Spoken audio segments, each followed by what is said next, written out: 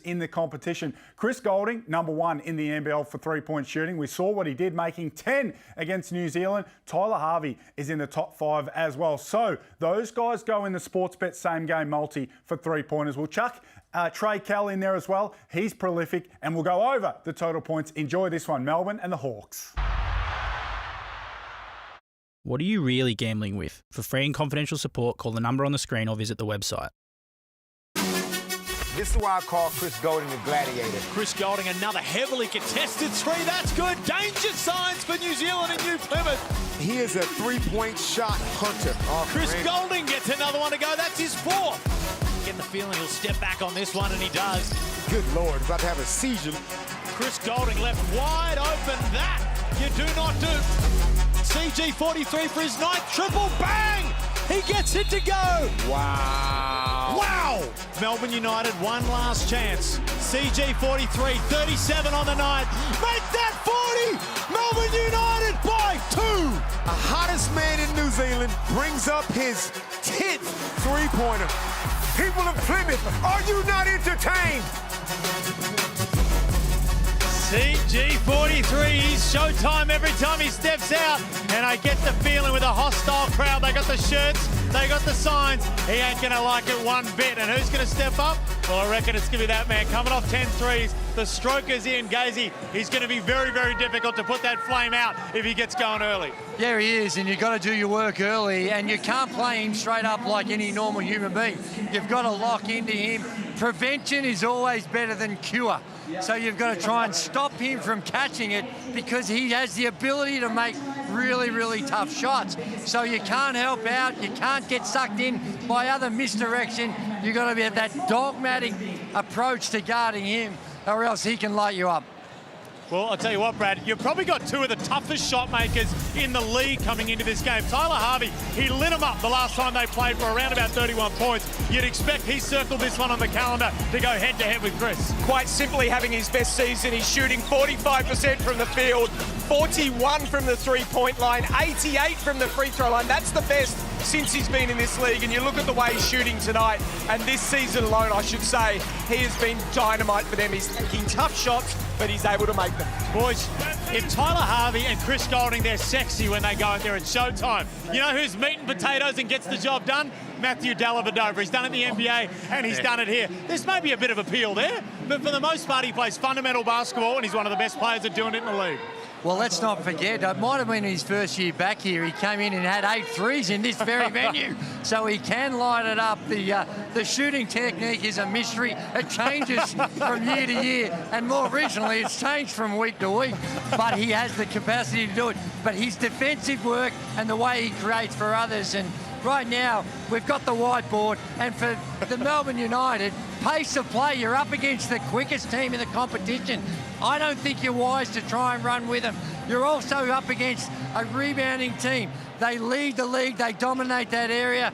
Got to try and slow them down and share the load. You can't expect Chris Goulding to come out and drop 42 each game in order to get over the line. So they've got to try and get others involved. And if you're on the Illawarra, the whiteboard, it's pretty simple. Number one, the first thing you want to do is the attention to detail, and I spoke to Tatum about that. The second one, don't let CG 43 touch the ball. Dewey just mentioned it. It's too late when he gets it. You've got to be there before he even gets the ball. Run, run, and run. Keep Melbourne getting back on that defensive transition. Well, we are not far away from tip-off. Andrew Gaze, Brad Rosen, you guys flurry off and get seated there with Matty Russell. It's first versus second. It's small-town Illawarra steelworkers taking on the coffee-drinking city slickers from Melbourne United. Who comes out on top? Find out now. Wani Swaka-Labullock banks 3. It's 2 shots the difference. Want to get a quick look here. 3 preferred. Yunjun Lee pulls up, makes the 3. Cameron to Goulding. The Hawks are incensed. And Justin Tatum is losing his mind. We have a technical foul. Oh, wow. Now Justin Tatum's been teed up. And that technical foul is huge. We're just happy that Chris Goulding didn't hurt himself flopping in front of us. So, I'm glad that, he's injury-free. First versus second on the table, and there is a whole lot of feeling between Melbourne and Illawarra. Oh, here we Revenge is a dish best served cold, and the Hawks have executed a cold-blooded killing.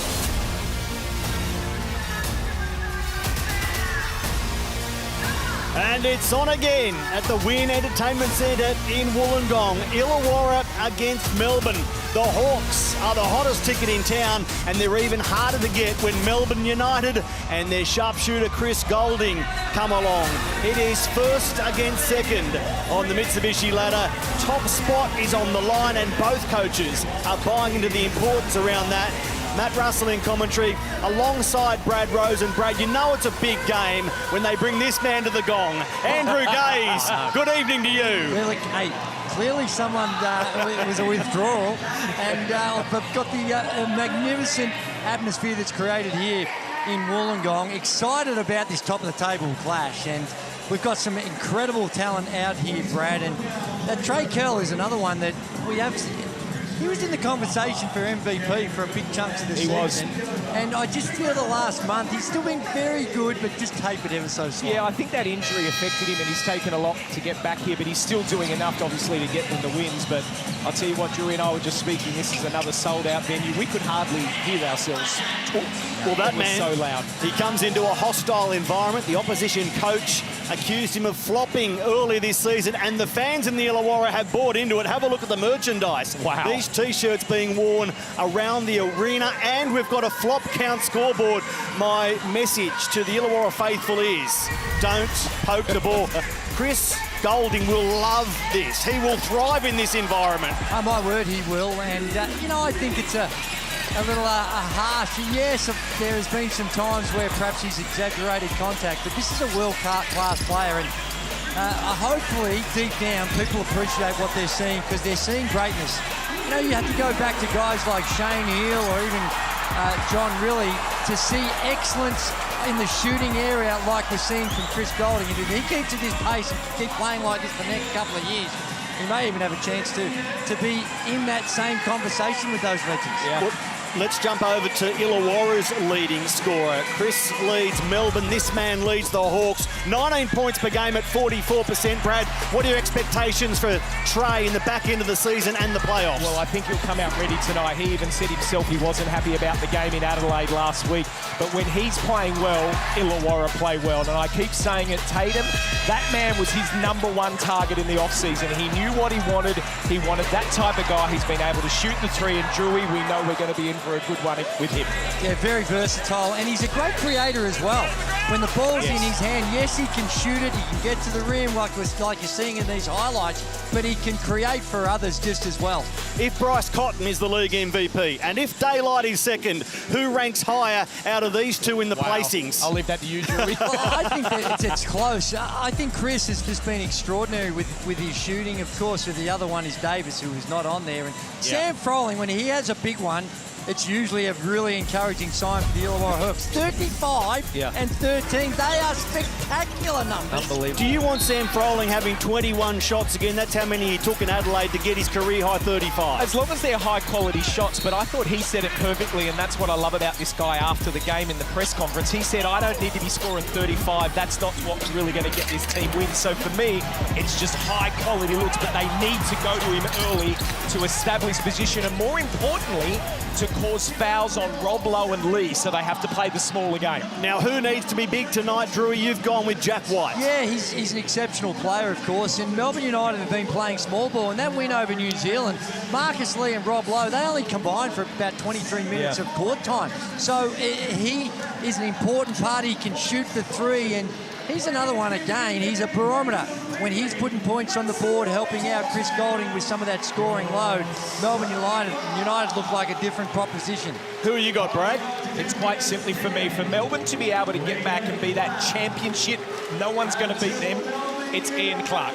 Ian Clark is a guy where he is a championship player. We know that he's quality, but when he plays well, Melbourne win. And for me, he's 1 or 2 shots away from this thing going big, and I look forward to seeing it. Illawarra with the same starting 5 for a 13th game in a row. They've only used 3 different starting 5s this season. Melbourne also unchanged when it comes to starting 5s. Dellavedova, Golding, Illy, White and Rob Lowe. So both teams injury-free. This is it. This is Illawarra and Melbourne for top spot on the ladder. The Hawks hold it. United want it. The winner gets it. 1-1 this season. Drama, controversy aplenty. What happens tonight? Sit back and enjoy Hungry Jack's NBL from the sandpit in Wollongong as the first whistle is blown on Illawarra. Shea Illy driving to the rack. What a really good set to start with. They get it through some hands, and again, it's Chris Golding. Now, it may not seem like much. He comes off that dribble handoff, and they're stunting. Trey Curl stunts off Shea Illy, and straight away sees that driving lane and goes to the cup. Excellent play. And that's, sometimes the credits as far as how good you are can come down to how good a decoy you are. Yeah, absolutely. How much help he could have come off that and shot it, and that's what you're saying, and that's just the caliber that he is. Illy makes both. The numbers coming into tonight. Illawarra first, 15 and 8 for the season. They are 7 and 4 on their home floor. Melbourne, 15 and 9, so just one loss extra compared to Illawarra. Here's Wani Swakala-Bullock opening the Hawks scoring. And Drewy, Melbourne's big tick is their road record, 8 and 2 away from John Cain Arena. That's right, but right there we saw the counter to perhaps what they're going to do. They're going to go at Chris Golding. First play, an ISO play for a one-on-one situation. Just go straight at Golding and Swakala-Bullock with the easy two. I remember my coaches used to say that go at Andrew Gaze, he still scored 50 on us, so it didn't really make much of a difference.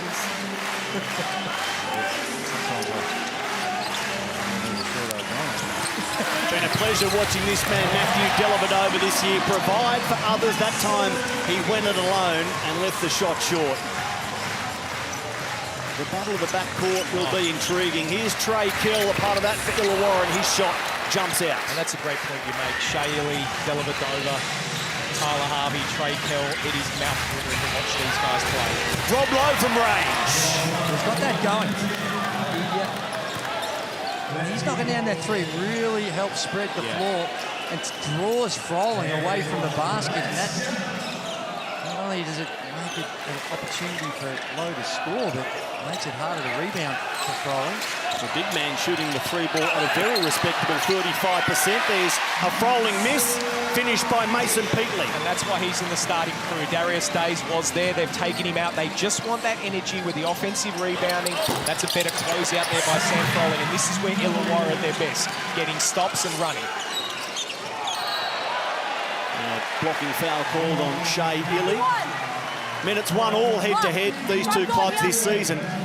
The big stat standout is Illawarra's advantage when it comes to points in the paint across those two games. 104 to 58 have outscored Melbourne points in the paint. Bench points also 81-50. So can the Hawks exploit that advantage again for a third time in terms of scoring in the key way? Does their bench give them a punch that we've become accustomed to this year? Froling. His first point. Just continuing on from that form last week. What I love is he just has so much time. He just takes what he needs, gets the shot that he wants. Dellavedova. Lowe thought about another triple, works his way closer, and Peatling fouls Jack White. Good foul. And a hard statement foul as well by Mason Peatling, not wanting to give up a three-point opportunity. When you start swinging your arms, you've just got to be a little cautious. See the arm come straight down, but did it the right way. And then Jack White goes to the line and shoot a couple of free throws. But I think in this stretch where Melbourne United have been playing, sometimes their play has been really good, but they just haven't been able to finish plays. Their three-point shooting over the last 5 or 6 games hasn't been at a level which you'd normally expect. So sometimes you're not necessarily playing poorly, you're just not finishing off plays. Your execution's really good, but I agree with you totally, and that's why I don't think I've really heard anyone go, I'm worried about Melbourne. You just know that they're playing well, and this man misses that. Having a career season in terms of shooting percentages. Tyler Harvey, and there's a move from Jack White that draws an offensive foul.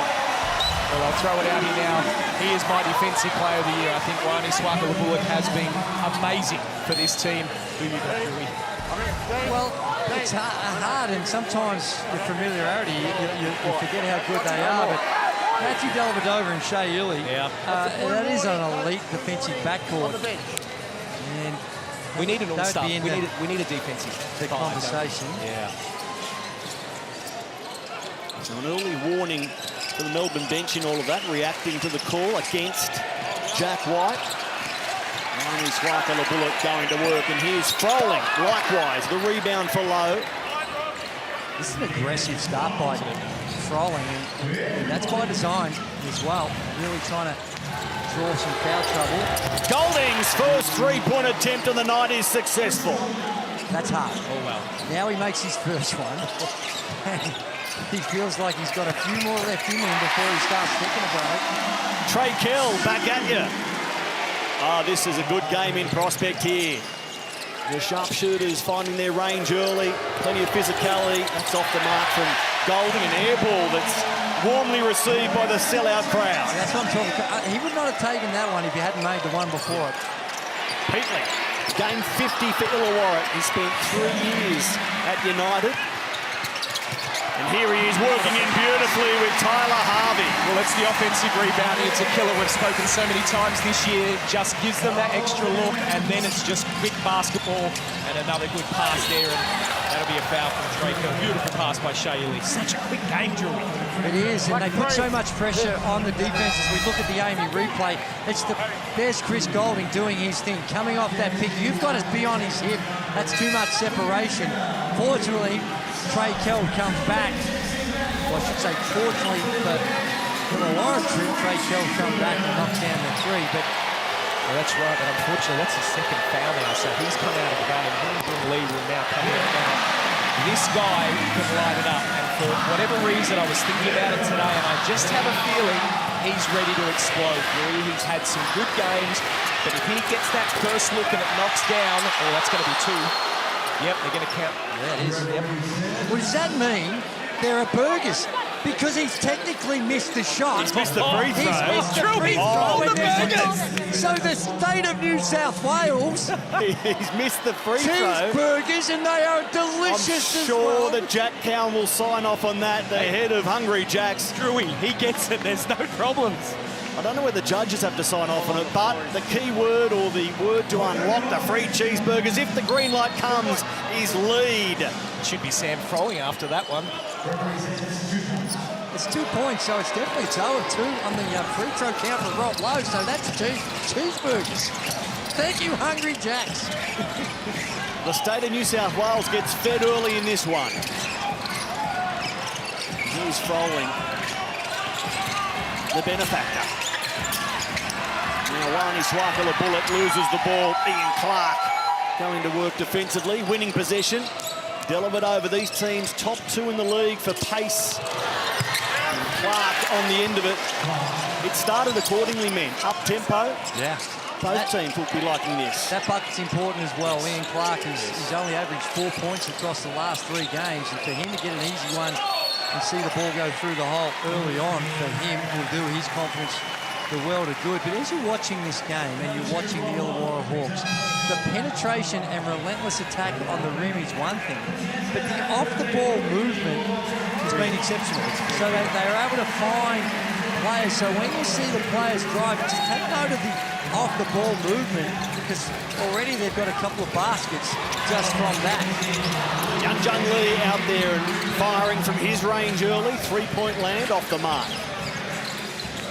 Darius Days, some big buckets late against Adelaide in that comeback that finished just short. Tyler Harvey missed the game leveler in Adelaide. He didn't miss that one to lock it up at 14 each.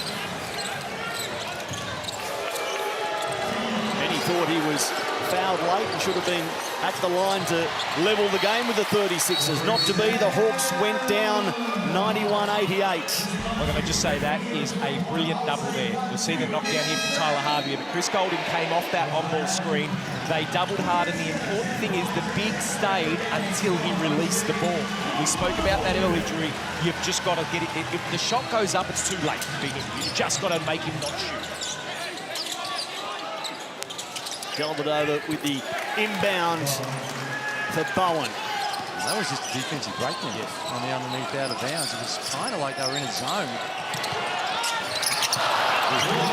Lockie Olbrich gets the offensive rebound and throws it away. He was looking for Tyler Harvey. Kyle Bowen doesn't get there in time. Melbourne's last 2 games, men, both wins, but they had to come late to beat the Kings. They had to come very late to beat the Breakers.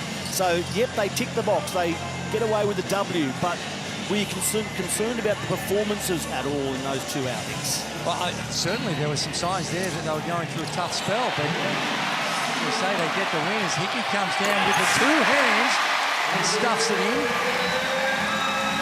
But yeah, there were some signs there, but each team throughout the course of the season will go through those phases, and to pick up those wins, they could have easily been losses. Shows a lot of the fighting spirit of this Melbourne United team. They're able to grind games out as well. Got to go and double. Marcus Lee couldn't finish, nor could Bowen. Lee gets the rebound and Harvey off and running. And there's a foul on Tyler Harvey. He tossed up the shot, it went in, and he'll go to the line. And Andrew, you talk about the pace. This is what Illawarra, I've sat and watched a number of these games from this team this year, and that's what they do so well. They didn't go and double, so they let Lee take the shot, and they just grab it off the glass, and all 5 just go. And you watch Tyler Harvey there, just gets right in the seam. You look at the pace, and Lee just has no choice but to foul. Cameron entering for Melbourne. I remember his first performance this season against Illawarra. It was here, 18 points, 4 rebounds, 4 assists. A really handy game. And he's back out there now for Dean Vickerman. Half-court press here. Bowen under pressure against Hickey and Harvey, and Cameron has put a foot out of court. Well, we talk about attention to detail, Drewy. That's what is so good. Those little efforts there cause turnovers. But it's a fundamental error. You're learning very early on when you're up against a trap. The last thing you want to do is bring it over that centre line, that metre, 2 metres over the centre line, and pick the ball up. That is the perfect trapping zone. So it was a fundamental error there. We see the off the ball moving screen by Days, just trying to do a little too much. And hello, that's Chris Golding that was being hit by Days. In an almost identical they're spot already putting number 1 on there. to where he went down in game 1. Controversially, it resulted in a tech foul for Justin Tatum, and that tech foul converted at the line was crucial in the finish to that game. Yeah, he looks like he's smiling. That's a good thing, but it looks like a shoulder that he's carrying. Just stuck his elbow out. Yeah. You can't do that. That should still be a 0 because it's just an elbow to the shoulder. Would you like to go up and explain that, Andrew? No, I understand that there might be some exaggeration of contact from time to time, but that wasn't one of them. No, I mean try to convince the fans otherwise. No. Good luck with that. No, I think their objectivity may be slightly impaired. That's a beautiful way to put it. Their objectivity slightly impaired. I concur, Andrew again. And nothing wrong with that. We love it. Ian Clark, the runner. There's a nice shot. Aggressive. Come out. Oh, look at this. Just transition defense. Olbrich at the rim, and he's fouled by Marcus Lee from behind. They just cannot get their defensive transition right at the moment. Marcus Lee, he'll come out of the game as Lowe's going back in. Outstanding offensive transition by Illawarra. Well, it's on a made basket too, usually when you're taking it out of the net. But they are so well drilled past the tempo. And Olbrich, that's not an easy finish. He made it look easy, but got fouled and goes to the line for the M1. Well, I want to ask you something. Melbourne have the tendency with their guards, and I know Shea's on at the moment, but Dilly, and they get up the court. But usually, to stop transition defense, you have your 1 and 2 go back until your bigs replace. But with Melbourne, because they're up the court, that's hurting them in this instance. Golding double-teamed momentarily. Illy tries to get away from Lee. Now he digs for the baseline, distributes to Lowe. He can't finish, and Dave picks up the loose ball. And Hickey doing exactly what he should do, guarding Chris Golding. Just ignoring any sense of help and just staying locked in. Oh, nice. Beautiful shot from Tyler Harvey. That is tough. We've seen some nice touch by both teams with getting into the paint, that's just too easy. And Justin Tatum won't tolerate that for too long. With Tyler Harvey shooting the ball at 45%, the three ball 41%. Youngjoong Lee drives past Golding and finishes at the rim. That's twice now. They've just opened up that left wing and isolated Chris Golding and gone at him. Illawarra, highest scoring first quarter team in the league, averaging 27 points per game. They're set to blow past that in the last 2.5 minutes of this first quarter. Before the game, we spoke with Trey Kell. Trey, thanks for joining us. How do you review the Adelaide loss, given you were down by 26 points at one stage, but then it went down to the wire and you were beaten by what some would say was a contentious no call? I mean, there's definitely some things that obviously you can't let yourself get down that far, and if we bring the same intensity we had when we were down 26 and apply that from the jump, you know, it might be a different story. And if I don't shoot 0 for 100, that might help too, and we might win the game. So those two things, you know, don't help in us losing that game. What emphasis has the coach put on tonight, winning, to maintain top spot? I think it's just more of the caliber of team we're playing. Obviously, you can look at the ladder and know we're 1 and 2, but at the same time, you know, this is a team that we'll potentially have to see in the playoffs, you know, further down the road, and we know they're a really good team. So, you know, it's a good test for us tonight.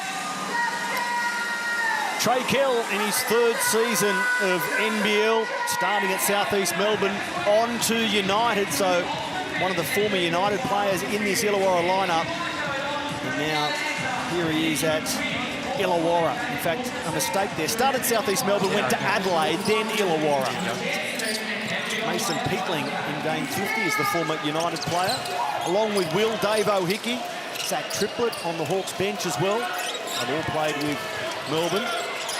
Well, that's how you hurt switching defence. There's good offence there by Melbourne to be able to get the ball down low. Marcus Lee missed one a few possessions ago before the timeout, but that one, good timeout by Coach Melbourne. Todd Lanchfield, another Hawk who spent time at United, so 4 of them in total. Lanchfield to come off the bench, as Darius Days has, with effect. Clark for Melbourne. So the Hawks hit their first quarter average score, 27. Here's Tanner Krebs in the corner, it jumps out. A rebound for Tyler Harvey. They've already got 27. This is high scoring, and right now you'd say the tempo well and truly to the liking of the Illawarra Hawks. 100%. Days again. Doesn't get the right sort of roll. And there's a foul call here on Youngjoong Lee. Drew, I thought you made a good point before where you watch people off the ball offensively, but also defensively. There is 10 players on the court all the time doing exactly what they should. The help defense is great. The crashing the offensive boards, the defensive transition, the offensive transition. You just watch everyone, and what that tells me is both of these teams know how important it is to finish 1 and 2, and even more importantly how important it is to get this win and have the edge come the playoffs. So the foul was called on Tanner Krebs. Hickey is the man going to the line, missing the front end. Yeah, this is an area of his game that's a little inconsistent. There we see a former Illawarra Hawk started his professional career right here, David Anderson, and boy, did that set him on the right path. Seemed to go right, didn't he? Was it 400 Olympics, or I think it was, and certainly championships in Italy. All over the world, unbelievable. Ask him how many trophies he won. He can't remember. 20-something. Will Hickey misses both. That's how many trophies he's won. 63% free throw shooter. Hickey leaving points on the line. Days tips the ball, but the Hawks can't gather cleanly. So Krebs.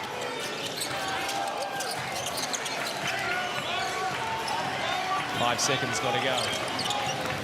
Here's Illy. Pull-up jumper, and the shot clock puts pressure on Krebs. He can't hit the rim. And with 43 seconds, or 44 and a bit left in the first quarter, It's Hawks ball. And Drew, this is the bit that amazes me sometimes when you get an offensive board. They seem to take 3 or 4 seconds and then realise, OK, now we can go again. It's not a reset of 24. You've got to be quick, and in that possession, they just have to throw it up. This has been an exceptional defensive display by Illawarra. Albrecht, the youngster, working on the veteran low and winning. The spin move, the big fella putting the ball to the deck. Gets into the paint, the body control. He's been in the weight room over the last couple of seasons, and he's seen the types of improvements that you want to see from young players. Is he NBA too? He's got an NBA body. He's going to get a look. I believe he's got some summer league options coming up. A 21-year-old out of South Australia.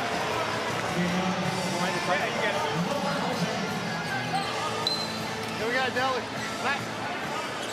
Right in the corner there, Matt. 29-22. Matt Russell, Brad Rosen, Andrew Gaze, Felix Von Hoff at the sandpit in the Gong with 15 seconds left in the first. Tanner Cribbs with all the time in the world to bury 3. Brilliant out-of-bounds play. A lot of action. Will Hickey catches the rim. Rebound taken by White, who has to go from mid-court. So Melbourne land a punch late to cut the deficit to 4, but the Illawarra Hawks, high-scoring end in the first quarter. It's the home team, 29 over Melbourne, 25.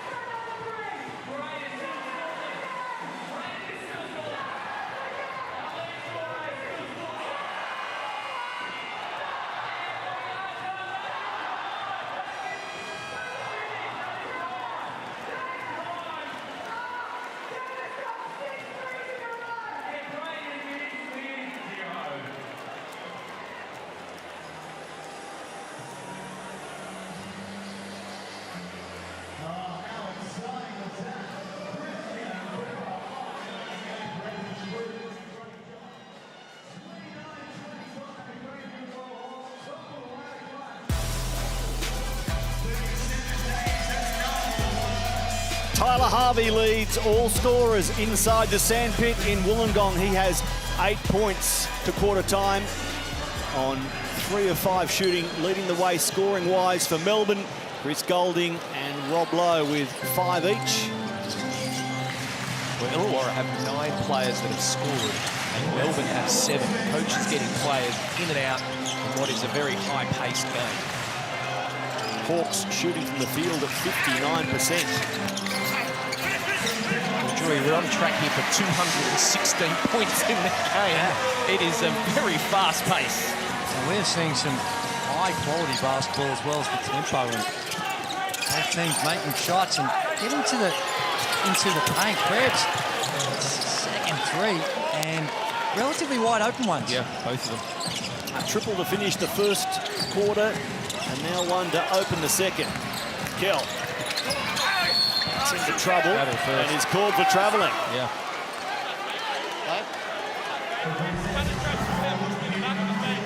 Here's is the one you're talking about, Drew. That's the second one that he knocked down, and the first one was very similar, wide open, same spot, but a good offensive set from Melbourne to get them going.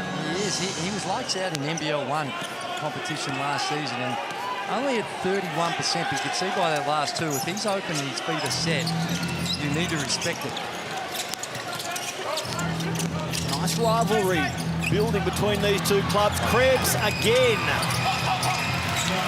Looking for 3 straight triples, and that one is off the mark. Swaka Bullock. We all remember their triple overtime game in 2018. What a belter of a game that was, as Albrecht gets the right kind of roll. And of course, last season, the playoff series, the semi-final series, the first 2 games went to OT. They've had some great battles in recent years, Illawarra and Melbourne. We could be seeing this tonight as well. Genuine rivalry developing these two teams. Illing. The corner, his shot jumps out. Well, good hustle there from Bowen. Whilst he may have not got the board, he was able to cause Illawarra to knock it out of bounds. As Sam Froling takes back in, and Lockie Albrecht, 8 minutes from him. Finished there with 6 points. And 3 of field, 3 of 3 from the field. Down from Delabadova, he gets it back from Kyle Bowen. Delhi can't score, Froling the rebounds.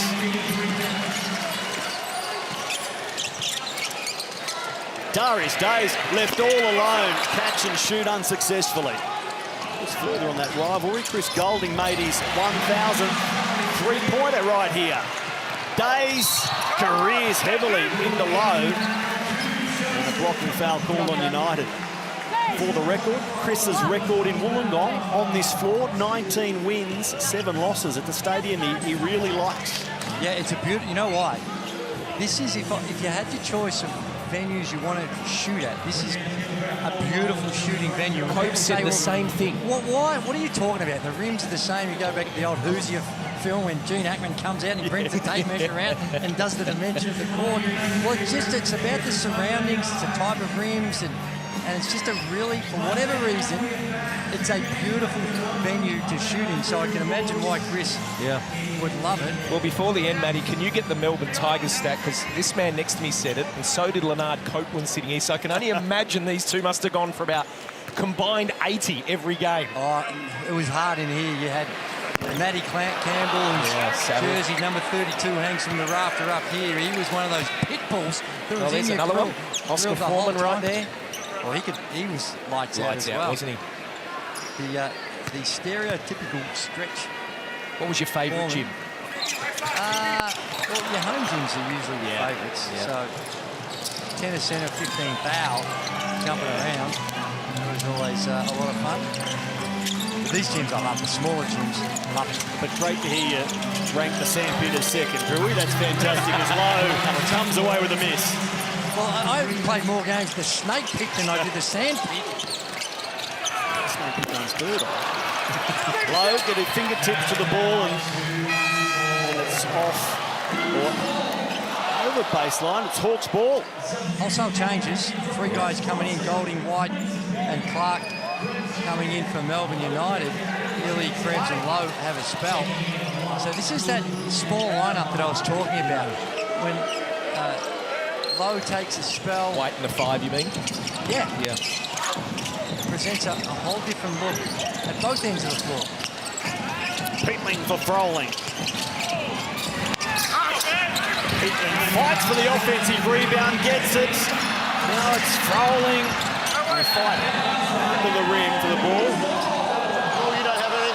Jump ball, guys. Jump ball is the ruling from Chris Reid. Well, I just want to mention about Pete Melbourne's way. He rolled the ball in there to Sam Froling, and the important thing there is he cut. And by able to cut, it meant that they couldn't double Sam Froling. Froling missed the shot, but it also gave them the opportunity to get the offensive rebound. I know they don't come away with points, but it's clever and good basketball. And Drew, you mentioned it before, watch what people do off the ball, and that's what you were talking about right there. And we also see what can happen to Melbourne United. Not encouraging signs the first possession, get a couple of offensive rebounds. Goulding caught Cal in the air and then drops 3 before he landed. This is the closest thing we have in the NBL to Steph Curry. That's the type of That's a big game that he has with some of the shots that he can make. Kill. Well, he wasn't stung for long. Not for the first time tonight. We see a Golding three backed up by Trey Kill in the following possession. Inspiring each other, perhaps. The runner from Golding is a little heavy. Picked up by Peatling. And the Hawks are off and running again.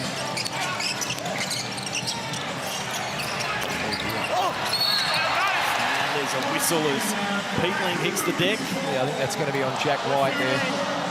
No, It's on Bowen. it's on Bowen, yeah, for pushing. I thought it was Jack White, but yeah. Here's the Amy replay, and this is Chris Golding, the head fake, and he, rather than staying on his feet, he goes flying by, and that's just that half a second of separation, and Trey Curl comes straight back at him. But again, this is another example of what we're seeing when you go with the small ball, and Krebs forced to push and foul. Peatling looking for an outlet and having to work really hard to find Kell, who scores backing away. An interesting, Drew, you say about the small ball, but what Illawarra have done on the other end has put Froling and Mason Peatling in. So they've tried to go bigger to crash the offensive glass. 38-31, midway through the second. Nice pass to Golding from Dellavedova. And they force a foul on the Hawks. Now, to me, that is what can be done a whole lot more. And it comes with a bit of structure because they're trying to not let Chris Golding catch. And you in order to do that, you've got to overplay. So a back cut is the counter to that. And it was well executed, and a little surprised he's not shooting 2 shots. I guess they're saying it happened before he actually gathered the ball. But it is one of the arts in the game that has gone away a lot, that back cut. Golding again, doing what CG43 does. Well, they zone. The underneath out of bounds, it looks like that Illawarra have been trying to zone it, and as such, they might have to rethink that strategy when Chris Golding is on the floor. 3 of 4 from outside already, and now Harvey draws the foul. He'll go to the line. So Chris Golding has made 3 or more threes now in 10 straight games. And such a hot streak. That's good going. He's made at least 1 3 in 86 games. So the statisticians are dining out on Chris Golding in his 17th season, 36 years younger. He just keeps going. You had him playing for another 6 years in the pre-game show. Well, if he can keep doing what he's doing here, why not come down that specialist? And you're sure they might have to find some different strategies to camouflage him in other areas. But, hey, if you can knock the ball down like he can. Still got to put it in the hole, right? That's it. That's the number 1 thing of the game. Prowling the benches for us tonight, Felix von Hoff. Felix. Well, Matty, I'm sure you guys are pretty close in proximity to the crowd there. I'm sure you might have noticed, but the anti-Chris Golding crowd, they appear to have just silenced a little bit at the back, and they've been seated for the last couple of minutes. I'm not exactly sure why. Maybe they're smart enough to know that he's doing enough damage as it is without being further provoked, Felix.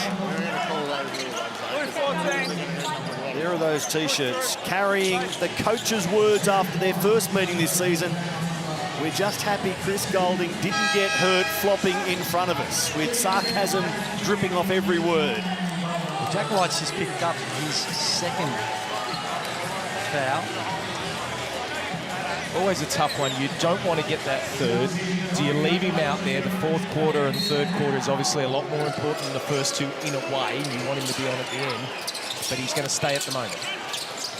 And Hickey. Again, the penetration for the extra pass has been effective.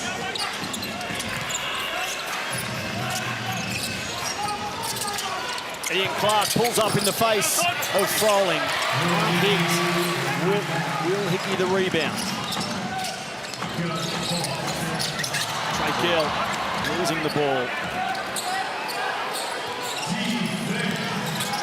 Turnovers 5-4 against Illawarra, and Jack White dines out on the latest from the Hawks.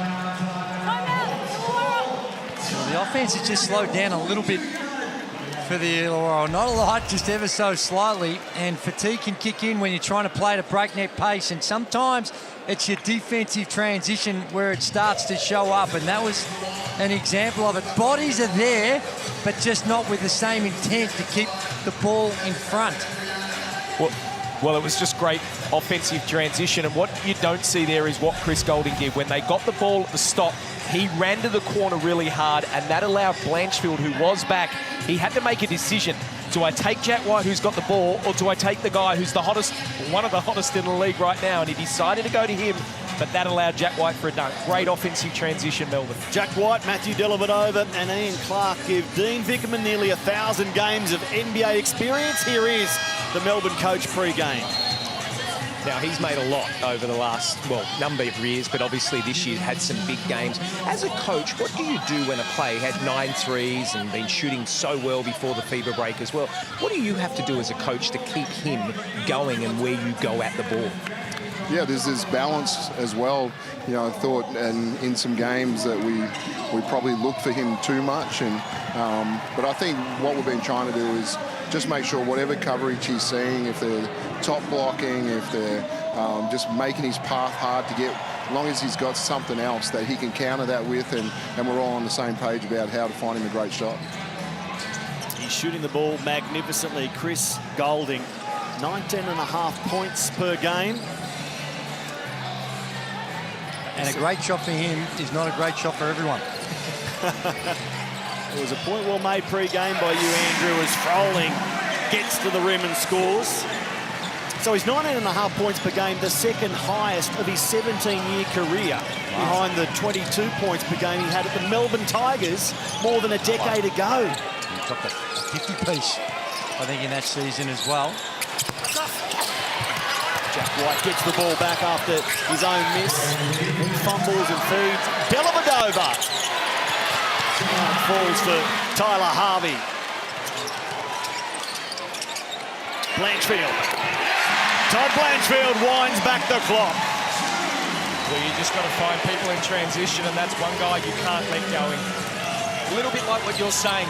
May have different in defence and doing things differently than what he's done as Jack White knocks down the three, but there's one thing that we know Todd Blanchfield can do, and that's shoot the ball. Yeah, particularly he's that wide open, and this time it's Melbourne United on the counter. Jack White with a big one. Goulding in his 17th season, Blanchfield in his 16th. There's some experience in those two men.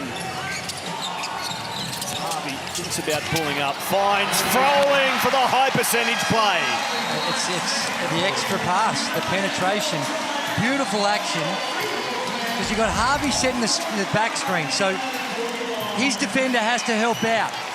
Gets some space, comes off it. That's the play before with Todd Blanchfield, just walks into a three. But excellent execution down the other end. That when you've got a shooter setting back screens and you have to help out, that's sometimes that little step of separation that can get your shooter a shot. Well, this Tangerine timeout lets us tease a little treat we have for you at halftime, where we'll get to know Tyler Harvey a little bit better. I love it here. I love every part of Wollongong. I grew up by the beach. I grew up in a pretty chill area, Torrance, California. So when I came here, I knew that Haley would enjoy it. I knew that, you know, you can start a family here and be okay. It's very safe. The people are amazing. Obviously, as a player, you never know what your future holds, and it's hard to stay at a place longer than 1 to 2 years. So to be here now for my 5th year is a blessing from above, man. Yeah, looking forward to hearing that. Which while we got a quick minute, just a shout out to a former NBL player and coach in Kevin Braswell, who played for the New Zealand Breakers. He coached the New Zealand Breakers, and he was also currently right now coaching in Japan with Brex. And they're doing really well. And yesterday he suffered a heart attack. Now he's in hospital, he's getting treatment, and just want to give a shout out from the NBL community where he's been such a big part of, and wish him all the best in the battles that he's got. And I know that he'll get through it, but we just got to put him in your thoughts for a moment to try and help him through. Well said, Andrew. The NBL family endorses what you say and extend our well wishes. Get better soon. 49-41 in Wollongong. The Hawks having a half century before half-time. Here's Marcus Lee elevating and slamming 2 through.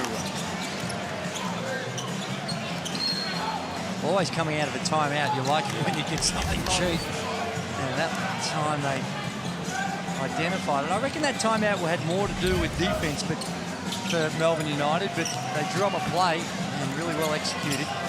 Well, hearing from Tyler Harvey in that timeout, he'll get a job with Destination Wollongong or the Illawarra Tourism Commission, advertising this great part of the world. He has 10 points and 5 assists so far. Tyler Harvey. Here's Will Hickey to Froling. Sam confronted by Golding and Marcus Lee.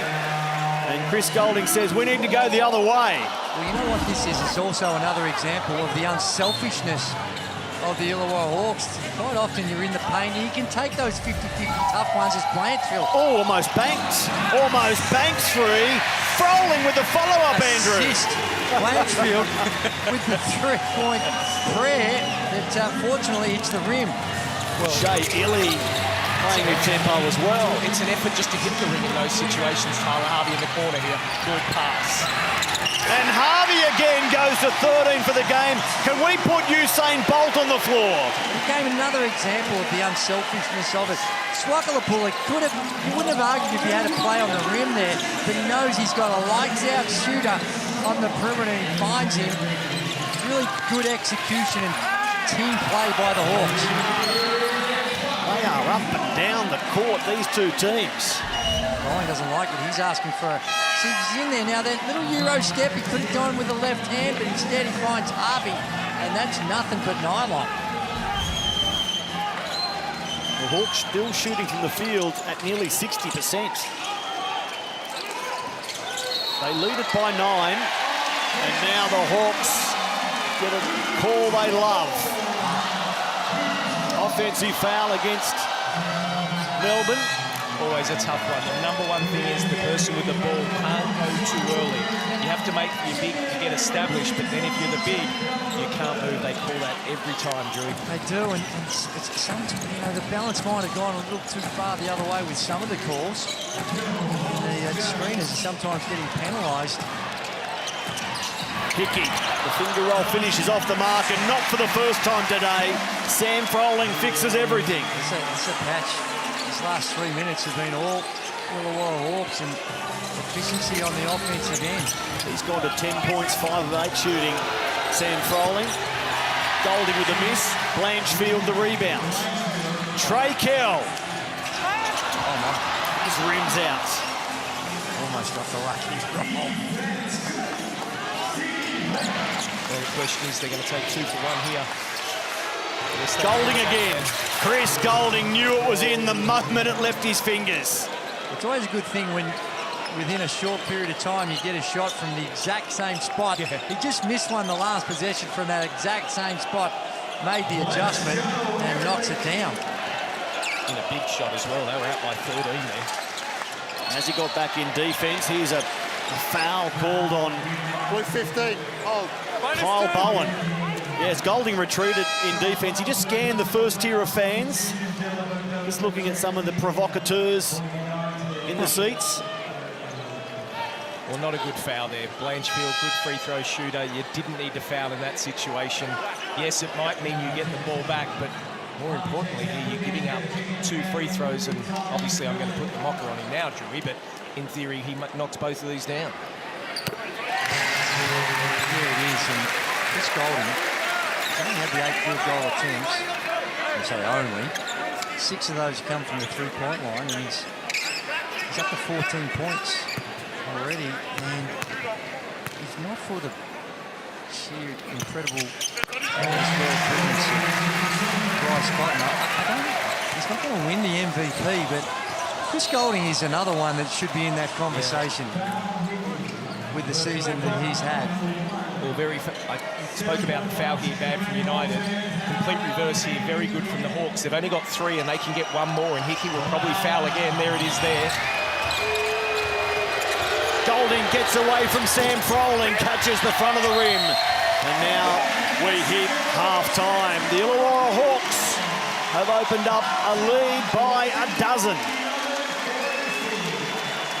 It is. It's been a high-quality game, and the Illawarra Hawks edge ahead. That last 3 minutes of that second quarter, knocking down shots, particularly the three ball, and getting it done. Tyler Harvey, just one of the contributors for the Hawks. He leads their scoring with 13, Felix. 13. He's also got 5 assists. He's scoring, distributing. You guys are playing at a breakneck pace right now. You're a quick team, but is this something that suits you more than it does Melbourne? Not necessarily. They're the second fastest team in the league. We're the first, so you figure it's going to be a high-paced game. We just got a couple more stops, but it's a long game, as you know. You, mate, you're having fun with it out there. 13 points, 5 assists at the half. You enjoy playing against Melbourne? Oh, I enjoy just playing basketball in general, man. I get a hoop for a living, so what's not to enjoy about it? Now, Chris Golding, he's found his stroke a little bit from outside. How important is that in the second half, slowing him down, not letting him catch fire? I think it's very important. I mean, he put up 19 threes last game, so we know he's not going to stop shooting. We just got to be more alert where he is. Great job, Tyler. Good luck in the second half. 12-point lead to the Illawarra Hawks. High-octane basketball. Second half coming up next.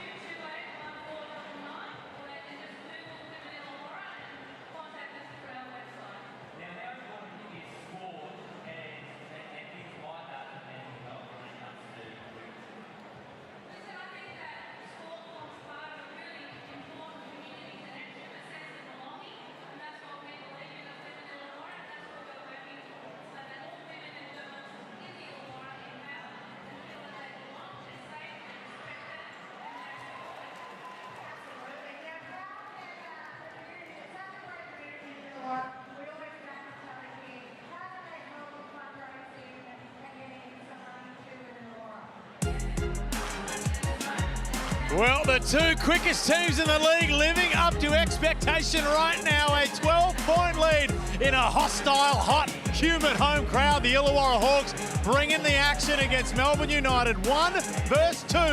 Tyler Harvey right now putting on a clinic, and Chris Golding, well, picking up where he left off. Brad Rose and Andrew Gaze. We know they're the two quickest teams in the league, but that was some entertaining basketball to kick us off. It certainly was. It was a fun first half, and let's hope it continues throughout the second. We've got the two best teams on the ladder so far going at it. But for the Melbourne United, you're looking at it and you're getting beaten in a way that you thought that you needed to stop. Illawarra dominating the boards, and they're coming down the inside, outside, and transition, knocking down the threes, and that pace of play has been tough. Now, Melbourne United have done a pretty decent job down the other end, but that's way too many points if you're going to try and cause an upset on the road. When you got first class points and then you got second chance points and fast break opportunities, 26-4. That's why Illawarra up. Too much fast breaks, too much second chance. Tell you what, Champion Data is earning their money tonight because everything they said had happened is happening. And I'll tell you what else they said. They said Tyler Harvey is going to knock down tough shots and he's going to do it often. He's got 13 points and the 5 assists. A couple of these drive with fantastic little dishes down low.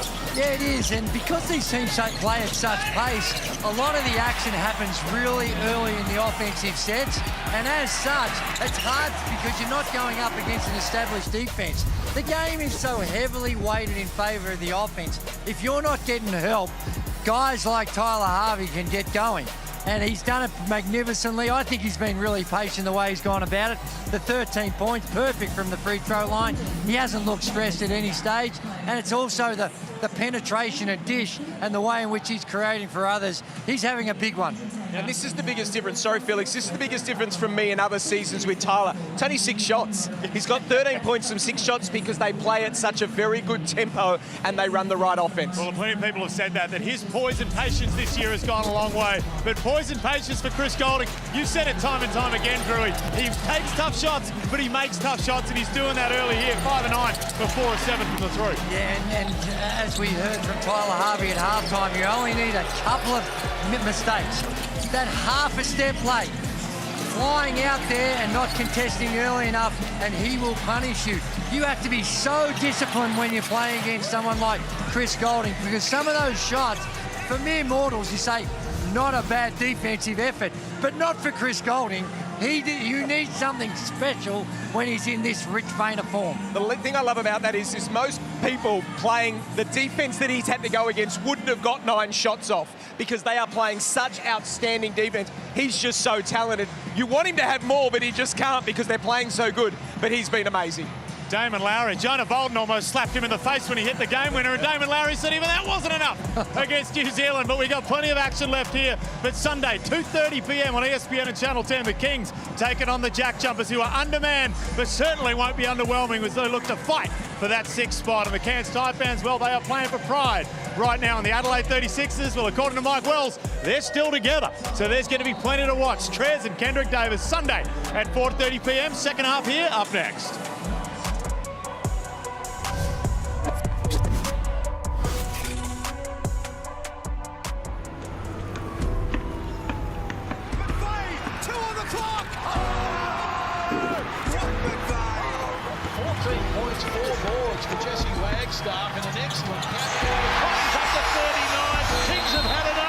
Take your game from the local court to the big time.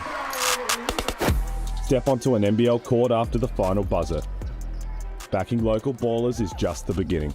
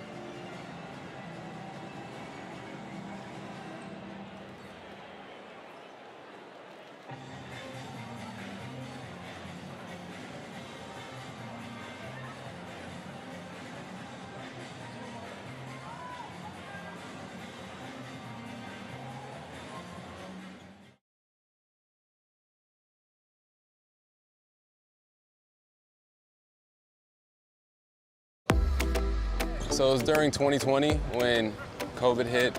Australia was one of the first leagues that were starting back up, and my wife Haley mentioned, well, take it back, Abby, her best friend, mentioned to her, have you guys ever thought about coming to Australia to play? And really haven't really, I heard about the league.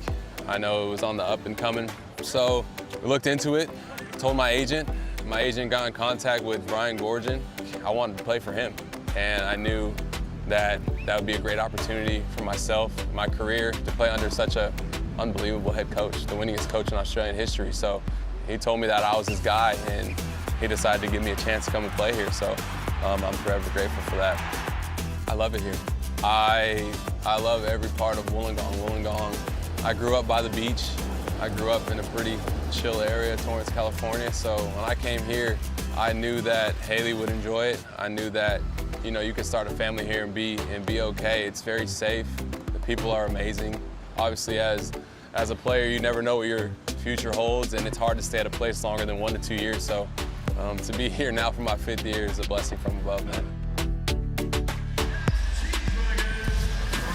Thank you to Tyler Harvey and his family for opening up. The full doco, make sure you don't miss it, is on NBL.com.au. The hat he was wearing said pretty much local. Well, sorry, Torrance, California. He's 100% local. He's a Wollongonian now, Tyler Harvey. And is that a word? Wollongonian? Yeah. You've made it up. Just made it up. There's the ladder, and man, I want to touch on a part of the ladder because the live ladder shows Melbourne sliding behind Perth from 2nd to 3rd. Now, only Illawarra, Melbourne and New Zealand have led the comp at the end of any round this season. Illawarra since round 12, the NBL's only foundation constant. The Hawks are enjoying their longest ever streak on top of the table. It's been 37 days.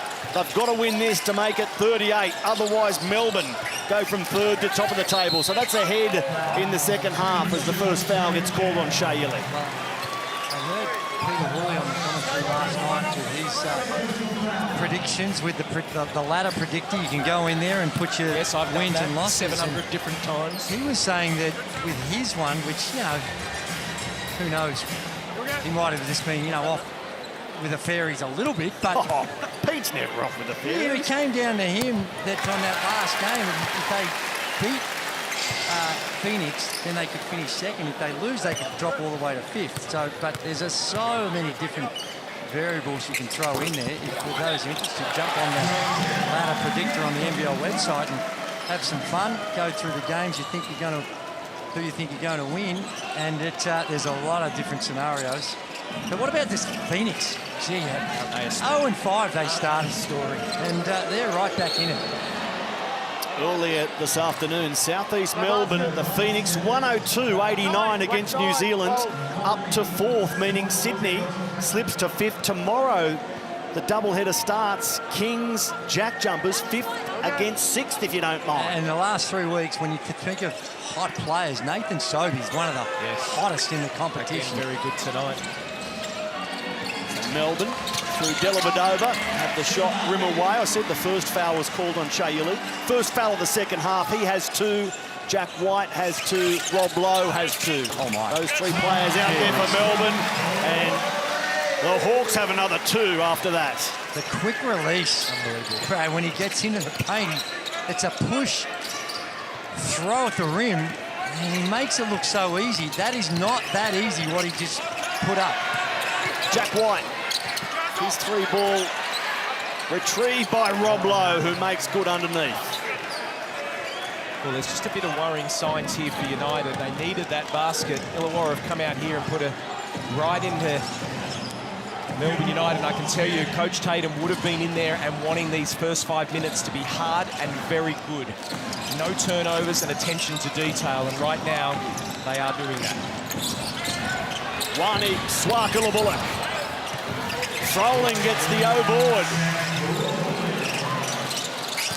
Harvey to bounce pass. And Peatling forces another foul on Melbourne. Well, it's the offensive rebounds that hurt them there. If you can't grab that rebound, it's just giving Illawarra more and more shots. They're up to 22 or 45. They're shooting at nearly 56% compared to Melbourne United's 39. Jack White picks up his 3rd.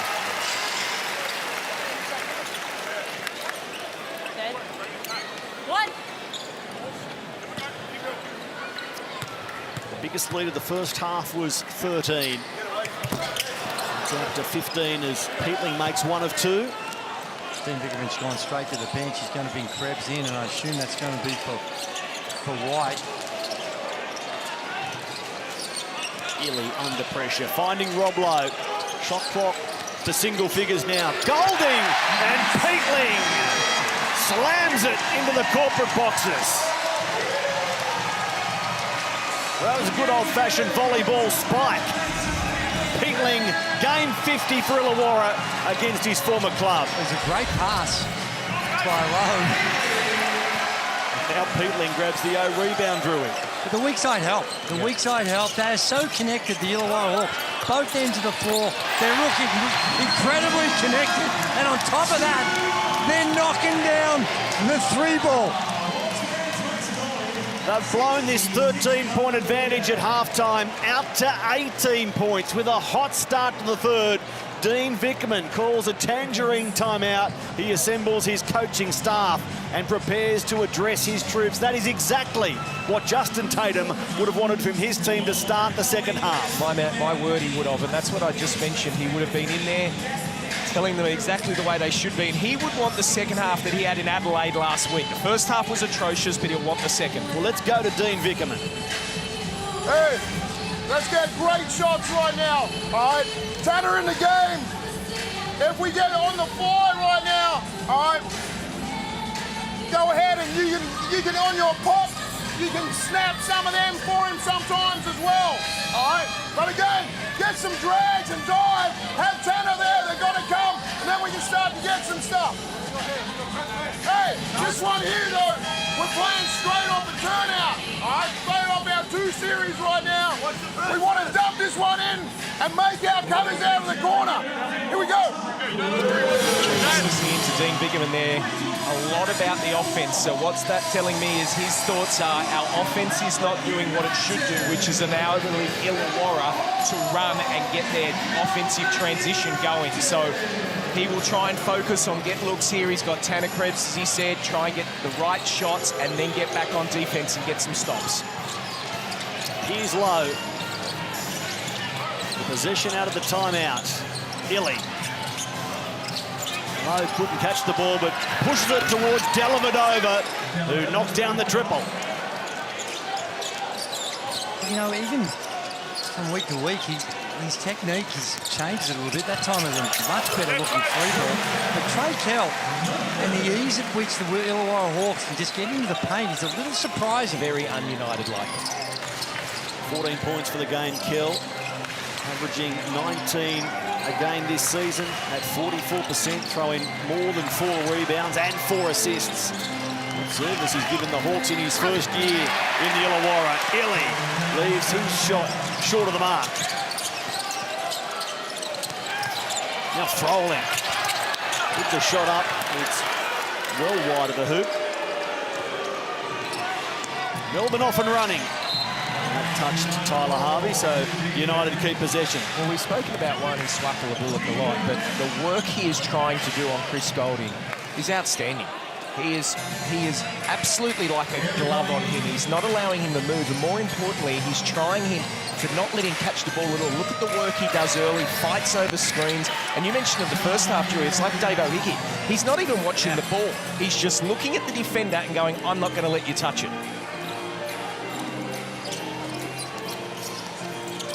Kell pulls up, shakes Tanner Krebs. Beautiful from Trey Kell. Loving his own work as well, as he should. 20-point lead. Dean Vickerman feels like he has to burn another timeout. So this is a critical stage for Melbourne United, and we've still got a lot of ball game to play. Snap back by Trey Kell, and that is just a thing of beauty. 17 points, 6 of 10 from the field, 3 of 5 from the three-point line. Oscar Foreman, he knows a thing or two about three-point shooting. Drop a few times, hasn't he? It's great to see so many Hawks getting here on a regular basis. Justin Tatum, where does he rank in Coach of the Year conversations? His team spending so long on top, playing a brand of basketball that's being lauded across the league, and then you look at what he's done since he took over. midway through NBL 24. No, you get the engraver can get the engraver out. Yeah. And I'd say that he would be very hard to topple. Josh King has done some extraordinary things He has. coming in. Just don't know, is it long enough? But, you know, like... But there's, you know, and even when you look at Dean Vickerman's done a great job. This is a tough league. Yeah, every win is so crucial. Well, this has been a huge couple of minutes here for Illawarra. 13-5 they've come out since the halftime break. And in that 5 points that Melbourne have scored, as you just said, 2 timeouts. So very good moments here from the Illawarra Hawks. Well, under Tatum, they're playing this high-octane basketball. Illy scoring for Melbourne, averaging 101 points per game. The Hawks, first in the league in that regard. If they can maintain it, they'll become the first team since New Zealand and Melbourne in 2008-9 to average more than 100 points in the regular season. Darius Days. The important thing here for Melbourne is that they know, well, they should know, that Illawarra has the tendency to not do the attention to detail. They're not out of this game, Drew. There's no way. They can get back into this. They're talented enough and they can score. But they've got to want to do it and play much better defense than they're playing at the moment. Yeah, that's true. But in this environment, they want to get this, ideally get it under 10 by three-quarter time, and you're in with a fighting chance. Well, here's where the breakdown's been coming. 5 seconds left in the shot clock. You want the ball going away from the hoop, not towards it. And the foul is called on Tanner Krebs, who implores his coaching team to review this. Look, really tough. You've only got one time. I think he's used his... leaking all night. You've got to be careful, Drew. They've pulled 2 timeouts already. You don't want to be going for that 3rd timeout and a chance that you may get it. It's only his 2nd. It's not his 4th. It's not the foul count. It's the fact that you don't want him to go to the line, but you can't chance that.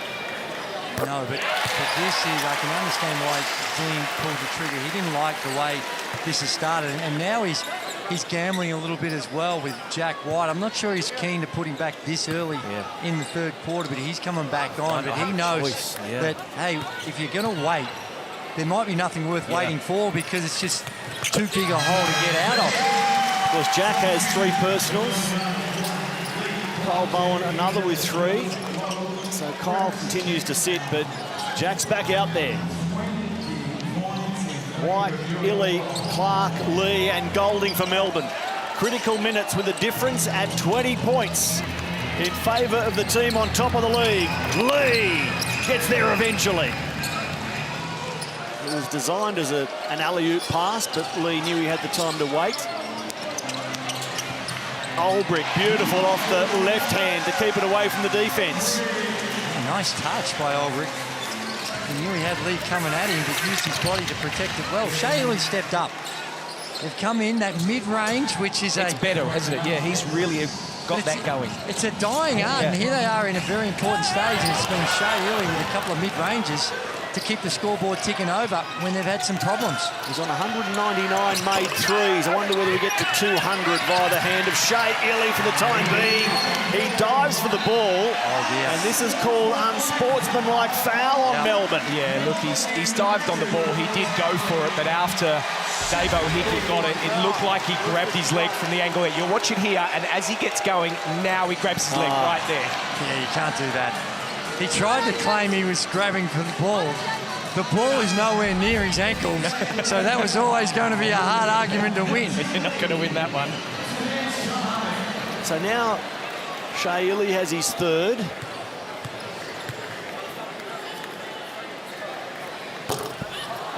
Hickey having a tough night at the line and frustrated with himself.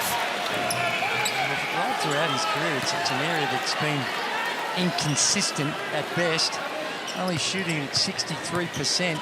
Missed a couple of big free throws against in that loss to the Cairns Taipans. But on that occasion, he got his own rebound and put it back in. He made up for it. Well, they're 11 of 18 where, for the game, I should say. So they've left 7 there, and United 4 of 6 so far. That's another thing that got United over the line against New Zealand. I think they were perfect 14 of 14. Yes, they were. Trey Kell likes the look. Oh, he loves the look. Trey Kell celebrating as he gets back in defence. He is having a night out. 20 points on 7 of 11, including 4 of 6 from downtown. Finding White. And he drops the 2. He'll go to the line. Who's the foul call on there? Is it Olbrich or someone else? Look at the aiming replay first. It is Olbrich. Trey Kell comes off an on ball. Wide open. Look at the lack of communication. And that's just a misunderstanding. Now, maybe Illy thought they were in a switch and Lee, but Trey Kell has been lights out in this one. And he's wide open coming off that 3 ball. He's 4 of 6 from the 3-point line. And he's got the 20 points. And that's just too easy.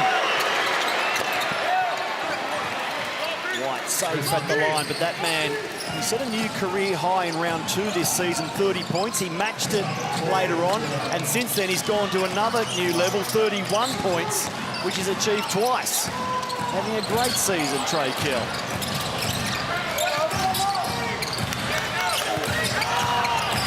Hickey, shot clock to 2. And it's off Melbourne with 1.5 seconds left on the clock. Well, this is the bit I talk about Illawarra. Sometimes they can do that over-dribbling, trying to force something that's not on. And that can lead into 19 points, a couple of shots here. Lee! Oh, my goodness.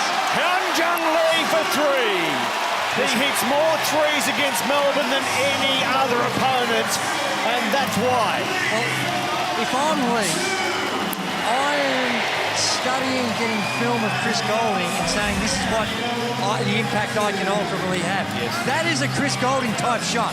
The action, the fadeaway, very similar type action, and knocks it down, a potential 4-point play. Can't make the freebie. And Darius Days then commits the foul. We are getting a reminder again at the amount of pieces that Justin Tatum has at his disposal. And the thing about it is he's had the ability to keep them all happy, define their roles, execute them, and that they'll run through a brick wall for it. So they're believing in the system and what he's doing. And that's why they've been so good this season. It's a big part of it. And it's not an easy thing to do, Andrew, as we know. Just trying to be able to... I'm just looking here at Jack White. It looks like something may have happened to his tooth. He's just handed the assistant coach his tooth. Keep that for later on. We'll need it at the dentist's. He just walks out and gets straight back to work. Ian Clark.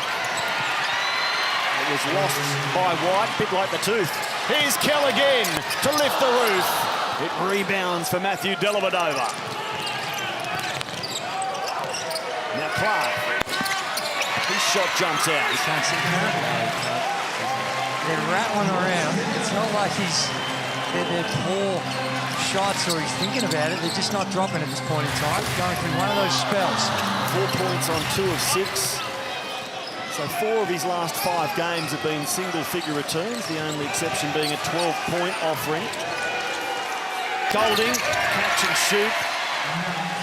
No joy. And it's Illawarra by 22. And they've got to be a little careful, Melbourne United. Just think they're going to come out here and get hot and blaze away from the 3-point line because there's a fair sample size of the last 7 or 8 games where they've had some problems from the 3-point line.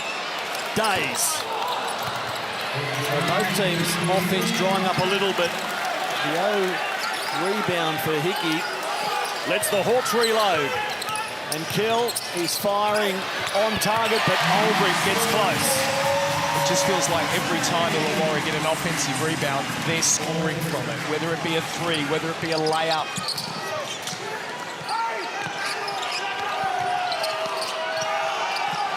Marcus Lee. Nice move. 84-62. There's every likelihood these teams will meet again this season in the postseason. Are you a believer that the Hawks can inflict some mental damage on Melbourne tonight by going on with the job here and racking up a really big win? Yeah, I'm not saying think there's going to be too much mental damage when you've got such an experienced group like Melbourne United. There'd be some concerns because they've done it in a very dominant way. White's shot jumps out. And we're saying in past tense, it's not over yet, but it's a mighty, mighty mountain for Melbourne United to climb. Hickey just loses the ball. Picked up by Days. And now a foul is called on Melbourne. It's White falling onto the legs. That'll be his fourth too, so that's an unlucky foul for him, but the right call. Will also mean free throws here, yeah, right there. He's a frustrated man at the moment, Jack White. Here's the tooth. Can you look after that? I'll need it at the dentist post-game. Then he picks up the foul, looks at the bench, shakes his head and shrugs. Well, the other thing is... Ever done that, Drew? As stand out the tooth? I have had it, but it happened to me at the collegiate level, and it was the big Matumbo when we were playing against Georgetown. He smacked me in the jaw and crunched my teeth together, and it was a bottom one. It said, "Ta-da, see you later." So I had to spend an extended period of time in the orthodontist chair in the United States. That's NBA, Billy, that's NBA. He's allowed to come in. Fortunately,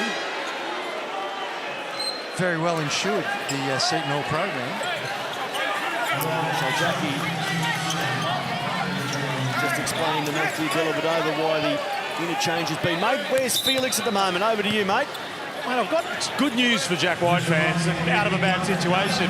The tooth that got knocked out was actually a false tooth that had already been knocked out in a previous game. So it was just a little extra one, no nerve damage, we imagine. I'm no dentist, but I think you can put that one in a little bit easier than a real one. Well, just a bit of advice too, and it's a perfect example for why, when you're the young folk out there, wear a mouth guard. Now, I'm saying do as I say, not as I did, because I didn't wear one either. But these days, it's elbows flying around. Yeah. Steph Curry, he doesn't wear one. He carries one. Lucky Felix isn't a dentist, otherwise we couldn't show his face on television. Here's Flynn Cameron. Off the mark, but Bowen gets the rebounds. Dellavedova lets rip. He's wide as well. They are tossing him up and not hitting the target when Melbourne United plays. Froling, denied by Lowe. Strong play from Lowe. As he looked to finish at the other end, the Hawks got in the way. It was Wani Swakala-Bullock. Tyler Harvey. Froling gets the rebound.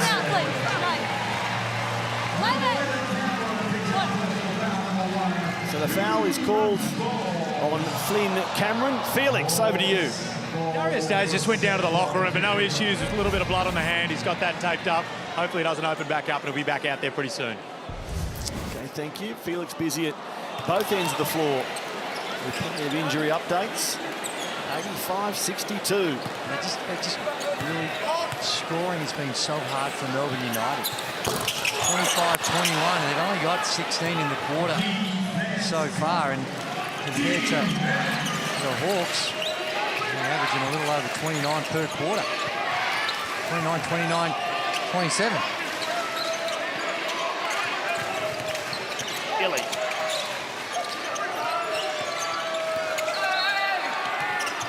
Now enforces the foul on the Hawks.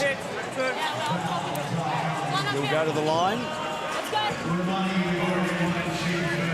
Well, that man will be very happy with proceedings at the moment, keeping this offensive juggernaut that is the Melbourne United to 62 points after 3 quarters. It will please him. But more importantly, putting on 85 themselves. And Drew, I thought that was a great statement that was mentioned from both of you, actually, how he has kept everyone happy. And that is a sign of a great coach and a great program at the moment. And winning helps. Oh, yeah. Winning helps. Covers a lot of things, doesn't it? That's it. Oh, dear. Turnover Hawks. Low. Sees Willie with room. And Shea's runner hits the bottom of the net. They're the scary ones for Illawarra. They did it against Cairns here a couple of weeks ago and ended up losing that game on something they shouldn't have. So just a slight little hope here for Melbourne United. So it's a big third quarter for the Hawks. They led by 12 at half-time. They've blown that out to be 19 points clear with 1 to play. It's first against second, and it's the Hawks who say, we want to stay on top.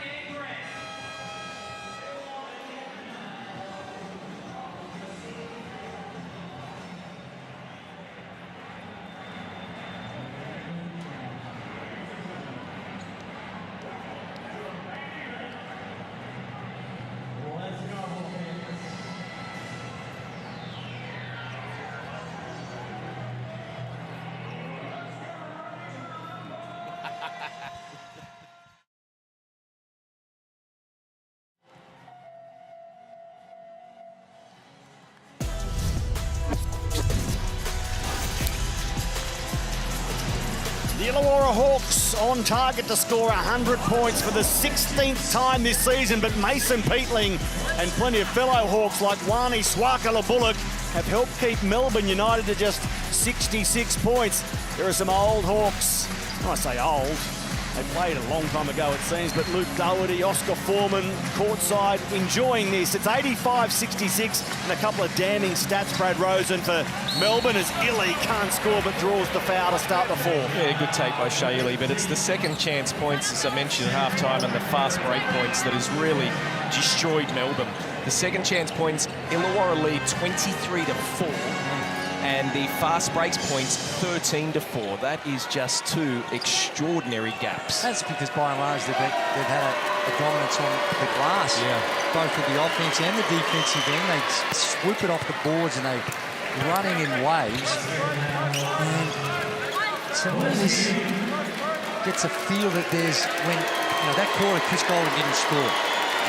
And where's the next guy up? Who's going to be that dominant scorer that you can run in tandem with Chris? You almost feel like there's just a piece missing right now for Melbourne United as Froling goes to the cup. A lot of contact, still good enough to put it in. And to go further with your point, Andrew, look at Illawarra with Trey Kell 20 points, Tyler Harvey 15 points. So this season, when one of them is not exactly firing, inevitably it's the other standing up, but then they have other pieces like Froling, Young Jung Lee off the bench.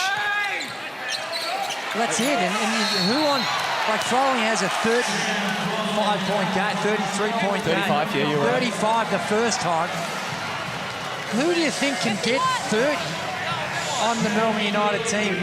Other than Chris. Yeah, it's a good point. Whereas they've got Tyler can get 30, Kel can get 30, Froling can get. There's other options that you can go to when someone's a little down or the defense takes something away. Just not sure. They do it in a different way, Melbourne United, but tonight they've they've been exposed a little bit on the offensive end, and they've had these moments the last 4 or 5 games where they've had challenges putting the ball in the hole. Well, but what's that done as well is right now the Hawks 87 with 9 minutes to go. Yeah. It's just so ununited basketball. You don't win games, forgetting you're united. You don't win games when they're going to score 110, 115. Shea Illy in danger of fouling out for the 3rd time this season. He's out there with 4 fouls. Hickman has left him out there. And Trey Kell shoots despite the presence of Illy. Might have been a foul too. They were tangled around the legs, and Kell complained that I've been fouled. Maybe lucky to stay on the floor. Cameron for Lowe. He showed us this range earlier and does so again. Well, you mentioned about Chris Goulding before. It's also very, very good defense. He's only taken 3 shots in that quarter, Drew. He didn't score, but as Peatling lays it up beautifully with the left hand with a little bit of a trick shot from the young man. Was the big bloke in 5th gear down the keyway there? Bowen slipped. There might be a lot of moisture on the floor.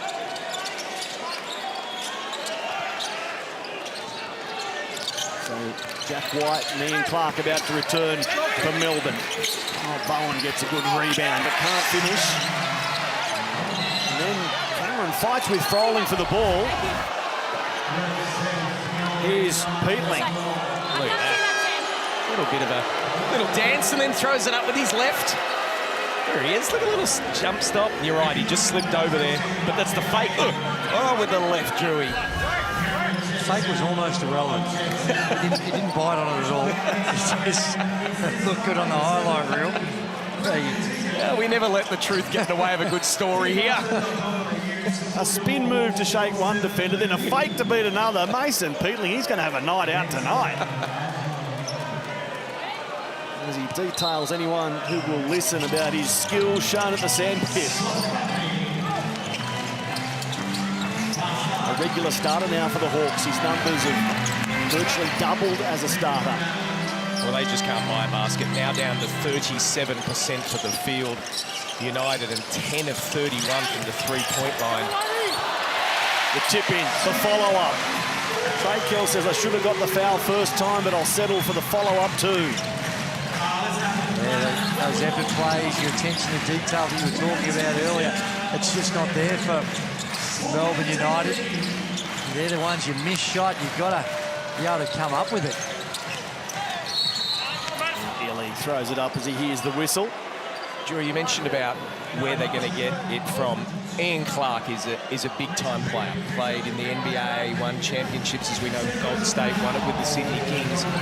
Just feels like he is one that can get them going from the bench, but these last few weeks it's been really tough for him.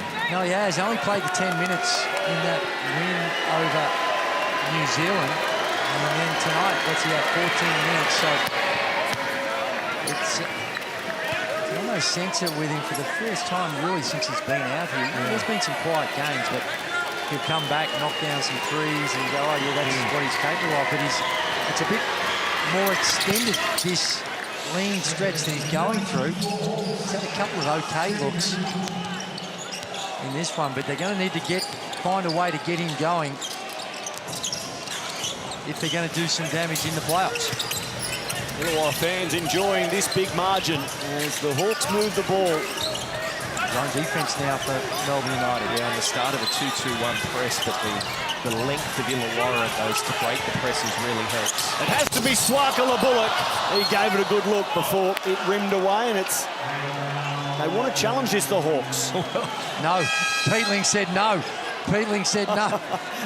that was great. Froling was saying challenge, and then Peatling said no and pushed his teammate out of the way. They were standing next to each other. Well, they're going to have a timeout now, but I don't think they're going to challenge.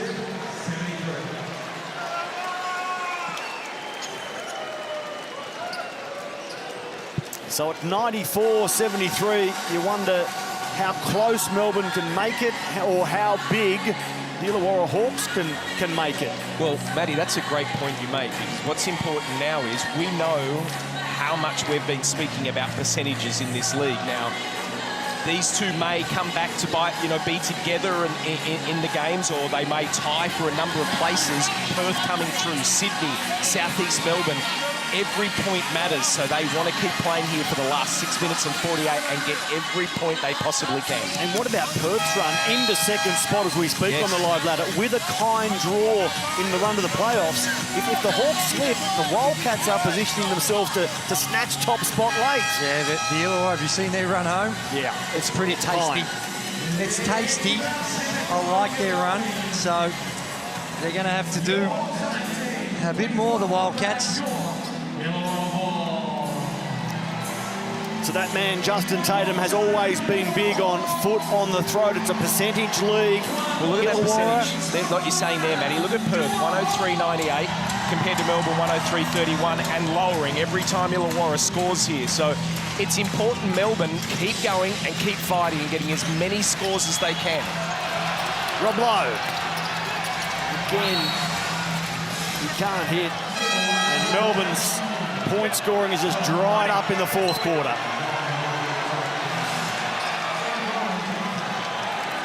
Yeah, getting on Chris Goring. That time he just fell over. There's no flop. They are just riding every single moment of Chris Golding. There's Illawarra's run home. Now, no such thing as an easy run, but that is easier than some of the other teams. Yeah, definitely. Brisbane have got some challenges with injuries. Well, Cairns are playing their best basketball of the year right now. Well, they're healthy. What about last night? They're healthy. It was amazing now that the summer shootout leaders as we speak. And you're right, they're healthy. That's the key. Their score, 111, taking them to pole position in the summer shootout. It would be ironic if the team that finishes bottom wins the summer shootout and gets 50 large as a result. Now Illy, but didn't the summer shootout breathe some life into that blowout game late, as you wondered, could they go past the 105 scored by the Wildcats? How high could they go? And the Illawarra Hawks are off to Cairns for their summer shootout game just around the corner. Harvey with the miss. You long nominated that as your summer shootout game, didn't you, Brad? 118. Nice finish from Shea Illy. He has put some minutes here, hasn't he, Drew? You mentioned it before. He's up to his 20th point now on 6 of 13, I should say, from the field. 8 of 8 from the free throw line. Well, he's been that guy. He was the Robin to Chris Golding Batman in that win. He had the 15 points. He was the only other one in double figures in that sensational win over New Zealand.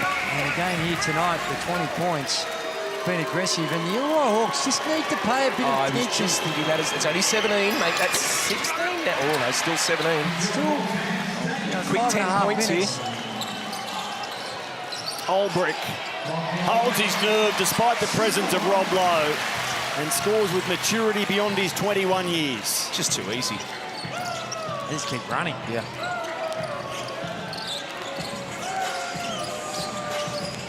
Krebs about to return for Melbourne. Illy off the mark again. Hickey the rebound.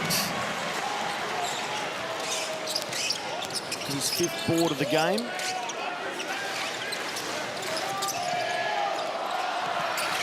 Olbrich again for Hickey. But he can't finish. He misses the bunny.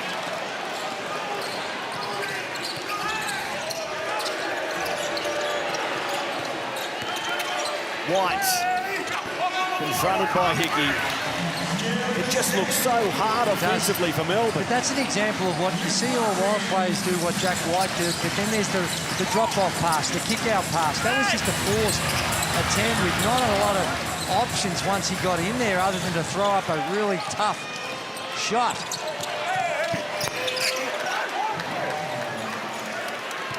Men, in the pre-game, we asked you who needed to be big. You went for Jack White. Ian Clark have combined for only 16 points so far. Not big enough for Dean Vickerman, but Tyler Harvey has been big for Justin Tatum all season. He's up to 18 points on 6 of 10, including 3 triples. So Trey Kell with 23, Tyler Harvey 18, Froling 14, Olbrich 12, and they're not stopping for anyone, the Illawarra Hawks. Ulbrich again, too big, too strong for Rob Lowe. No offensive foul call. Okay. No bucket, they wave it away. Amy replay, Tyler Harvey. Now, Rob Lowe, there's a mismatch, but don't just let him stick it in your eye. Get up there, make him a driver. Sure, he might go by you, but rely on help. That is just bread and butter. And down the other end of the floor. Just want to see where his feet was. They're going to challenge it. They're going to challenge. Okay. So a tangerine timeout because Justin Tatum says, why not? I need to have a look at that. Watching it chances. live, I thought it was a blocking foul. But there are three very well-credentialed referees who said offensive. Let's have a look. Oh, he gets there, plants his feet. He might be moving across. Look, I mean, Matty's from Wollongong, so you can't count that, right? So let's not worry about him. And you're from Melbourne, so we can't count you. So what do you think, Rosen? Come on, put him on the line. I'm going to say... Put him in the guillotine here. I'm going to say... Successful challenge. Yeah, I think that's successful. He's moving. It's so hard, isn't it? Because in real time, I thought it was a good call. And I can understand why the official went that way. The challenge is successful. So the bucket's going to count. And you'll go to the line. On this one here, it's not like some of the other challenges. On a block charge, it can be reversed. And he's got the and one opportunity coming up. Let's go to the replay centre. Scott Butler, just explain that one to us. Good evening, everybody. So when you look at the baseline camera angle and you're looking at Rob Lowe's position, he never clearly established position directly in front of the shooter. He's always sliding to his left, so he's late to that point to get in front. Because it's a block charge play, we can reverse that call to a blocking foul. Ulbrich gets the made basket, we shoot one free throw. Yeah, spot on there, Scott. Couldn't agree more. No, with Scott, though, when he comes on, you sort of know just by the tone of the voice. that one there is uber confident. There's times when he goes on and says, I've got to say this. I'm not sure in the actual way it's unfolded. It's just going to sound right. I wish I could give Scott right a reply to you, Drewy, but here's Ulbrich! Oh, the ring's reinforced because Lockie Ulbrich's in town. Yeah, it's getting messy now. Percentages back in play. 24 up. So Ulbrich has raised another century for Illawarra and then put the exclamation mark behind the 3 digits as well.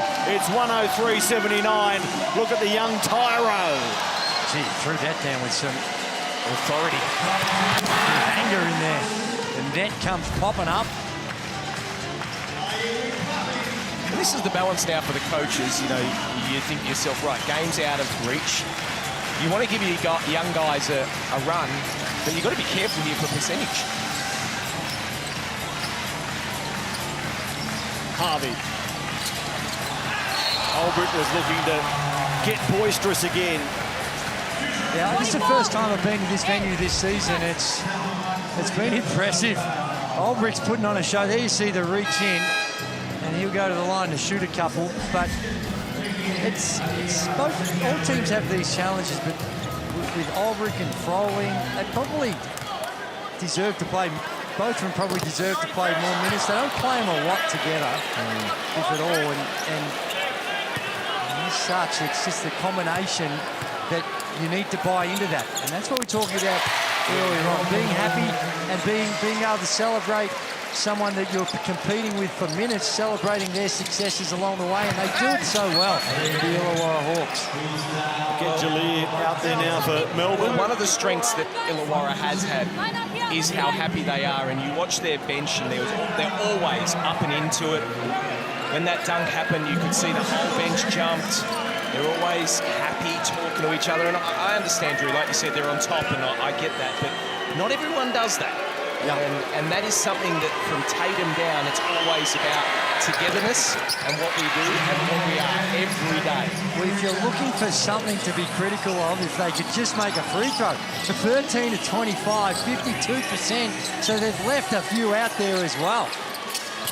Lear playing his 15th game of the season, averaging 7 minutes per game, and he's 14 so far, but Tyler Harvey playing big minutes again, up to 20 points again. I've mentioned this, and Drew, It's the first time we've been here this year. Has he got the nicest floater we've seen? We've seen ever. I'm trying to think who else. There's another one from Darius Days after the Dellavedova score. Thinking time for you, Andrew Gaze, to answer the Rosen question. Yeah, it's hard to recall.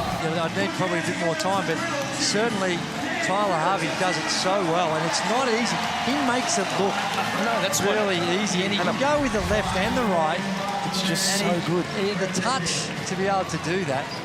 We need to start a little Twitter talk here. Who has got the greatest floater? Hashtag NBL25. There we go. Basketball. And Days leaves the second short. Oh, wow.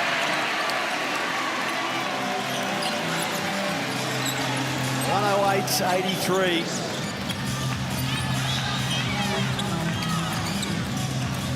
Dan Breeder out there now for Justin Tatum. He'll get a 3 up, no question. If it drops, look out for this packed crowd to go nuts.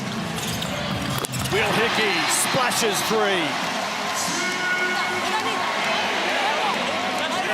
Did you see the push first? Yeah, you're both going. That's enough. No more. We're good. Still plenty of motion involved.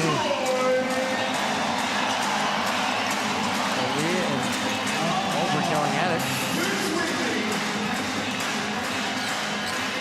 Well, 111-83. Worth mentioning that Melbourne's heaviest defeat this season is 34 points. There's Flynn Cameron just cutting the deficit. That's to New Zealand earlier in the season, wasn't it? It was. Yeah. And that was in Melbourne. Yes, home against the Breakers by 34. 18 on your shot. Illawarra's biggest win, 38 against the Breakers.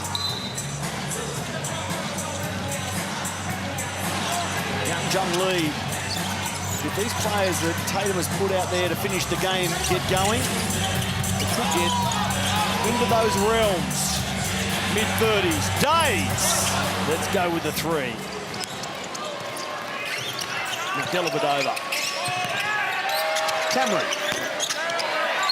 And the rebound is taken by Hickey, but not before the foul is committed from Bowen.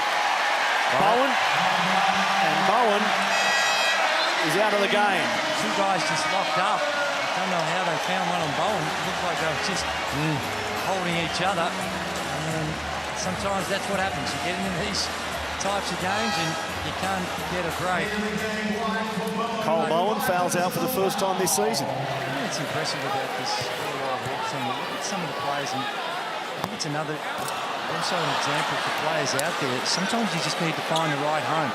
Will Hickey's a classic example. Mason Peatling is another one. He was part of Melbourne United and they thought, no, perhaps not right for them, but was able to find another home in a system that allows them to flourish. Dellavedova off the glass and through.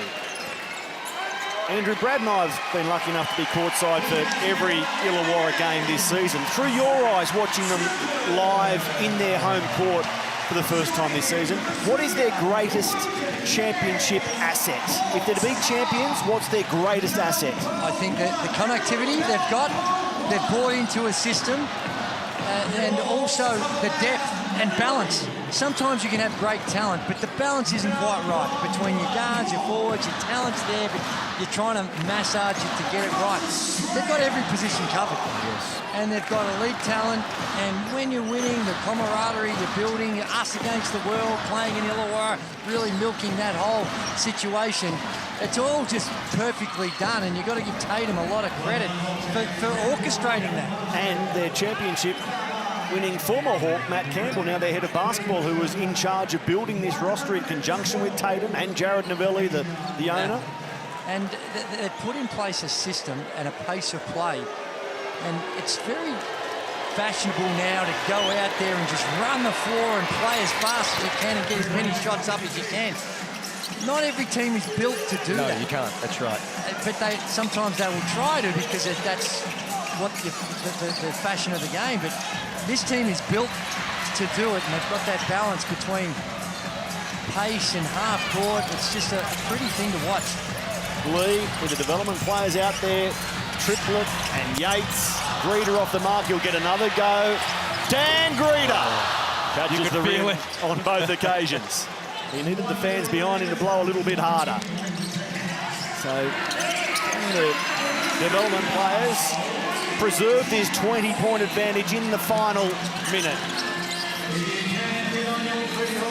Yates, he's already dropped a 3 this season. He can't add to it there.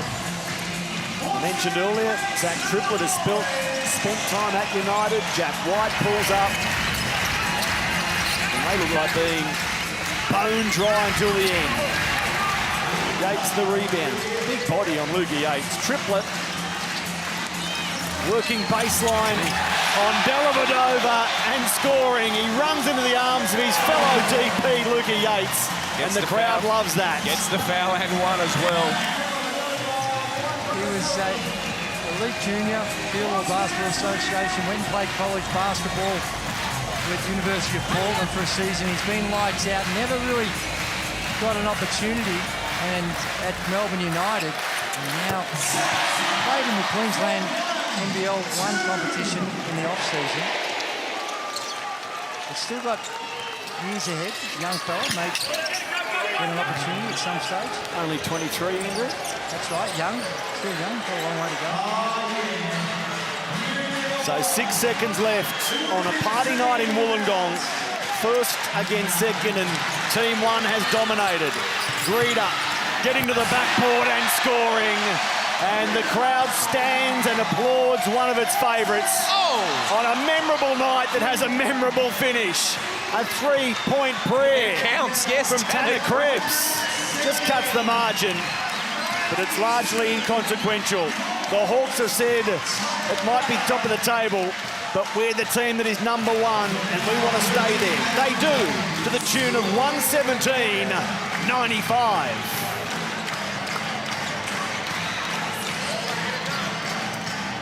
Well, this has been an amazing game by Illawarra. We knew Melbourne were coming in. It was 1 versus 2. It gave us everything we wanted, and I know the score looks like it was a blowout, but these were 2 very good teams going at it. But Illawarra, they've been on top for how many days, Matty? 37. Now They'll make wake that up tomorrow and it'll be 38. The longest in the Foundation Club's history of on top of the table in one stretch. And the atmosphere, another sold-out sandpit, Andrew. Great to be part of. That's a fun place to play, and they're playing a fun brand of basketball. And it's easy when you're winning, but still, the way in which they've engaged with the community, it's been, Kevin White's been a big part of that as well. Former Illawarra Hawk has got that community engagement, and it's just yet another area where basketball is flourishing. It's a fantastic environment to play, isn't it? And this team here is getting rewarded with the fans coming out to support them. Felix is with a man who, no doubt, Felix is very excited. I certainly am. Trey, a fantastic game from you. You've lost some games to the lower-ranked teams. How much does it mean to knock off one of your major contenders now? Just, in the position we're in. We let some of the gap we had in, a few games ago slip. And, this was kind of like a double win for us, give us a little bit more breathing room. So we knew it was a big game for us, and I'm glad with our performance today. How important? You guys have had probably the most consistent rotation all year. Are you seeing the dividends of that now? Yeah, I think it's been the same all year, honestly. Win or lose, same rotation. We don't panic. It could be easy to panic after our last performance, but I played the worst game of my career, and we almost won still. So we just got really good depth on our team. Now, I'm not going to ask you because you're one of those humble players in the league, but Darius, come in here for a second. Hey, you guys are number 1. Right. Trey Kell's arguably your best player. Give him a case for the MVP right now down the barrel of the camera. Trey Kell, MVP? No way. But no, man, he's been leading us all season. We happy for him. We get him in this spot so he can score the ball. He's going to continue getting better. We're going to continue getting better as a team. And, hopefully we get the MVP for my guy. And we continue going hard for him. And we love him. He's going to continue doing good. And now we number 1. And we got a couple more games to secure that number 1 spot. And we love it. Thank y'all. Take a breath, my man. You played a good game. Hey, great job, guys. Illawarra Hawks are forced to be reckoned with. A dominant win against Melbourne United. We'll wrap it up on the other side.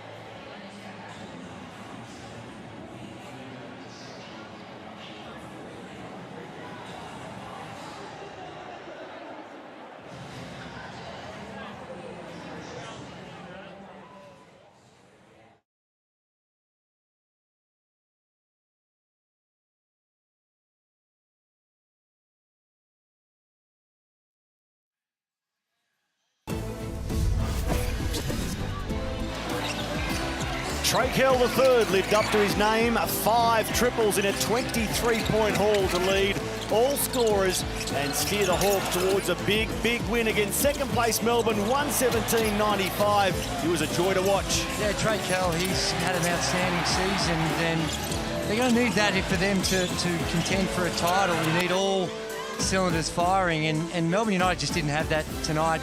Chris Golding scoreless in the second half. You take a look at the numbers. He had 14 in the first half, and in that, Melbourne were hanging on. Yeah, and they might have been only just hanging on, but they were hanging on. He's not there. No one there to fill that void and be that go-to guy. And around the free throw percentages need to get to the Hawks need to do a little bit of work on at the free throw line. Well, it's a big win from Illawarra. We spoke about their front court, where you've got Trey Kell and Tyler Harvey and the defense of Melbourne. Well, Illawarra were just too good tonight. Now that has moved Melbourne into third spot, and you can hear the West out there going, we're in the top 2.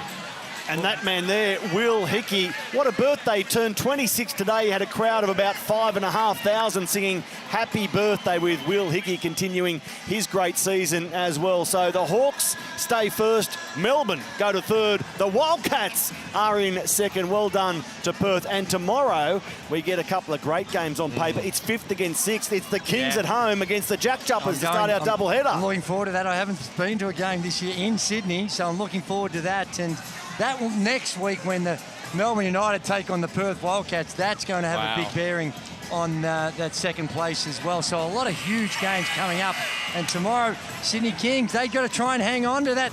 Well, that's that Pink top Hoops pack too. That's the Pink Hoops today, so very much looking forward to it. And then followed straight away by Cairns against Adelaide in tropical North Queensland. Anything could happen. I don't know whether they can take a quick shot of us here, because we've got the flop scoreboard behind us reading 43, funnily enough. Don't for Chris. that, there Matty. it is. I'll come this way. There it is. Come so on, a bit of fun, but it was fun for Hawks fans, because they prevailed 117-95. Thanks for your company. On behalf of Brad Rosen, Andrew Gaze, Felix von Hoff and the entire hard-working team, I'm Matt Russell. Until tomorrow, goodbye from the Gong.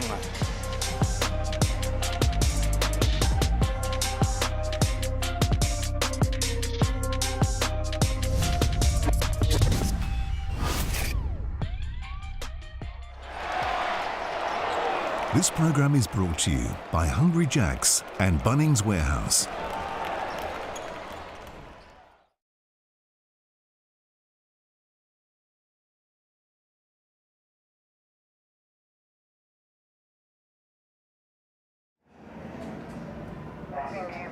One, 2, 3, 4, 5, 6, 7, 8, 9, 10.